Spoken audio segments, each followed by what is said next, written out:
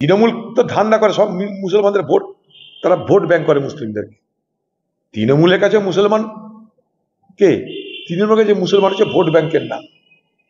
মুসলমানকে ভর্তি দেখাও এনআরসির নামে, এসআইআর এর নামে, আমি আছি তার নামে, আমি থাকলে তোমাদের ভয় নেই, সেই ভর্তি দেখিয়ে মুসলমানদেরকে ভোট ব্যাংক হিসাবে ব্যবহার করে তৃণমূল। আর কিছু না, মুসলমানদের দাম তৃণমূলের কাছে ভোট ব্যাংক।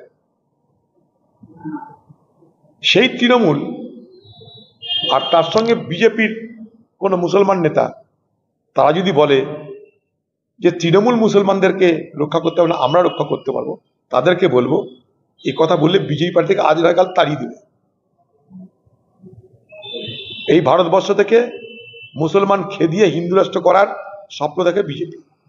না খেদালেও মুসলমানদের ভোটার অধিকার থাকবে না, মুসলমানদের কোনো ধর্মীয় অধিকার থাকবে না, সেটাই বিজেপির তত্ত্ব।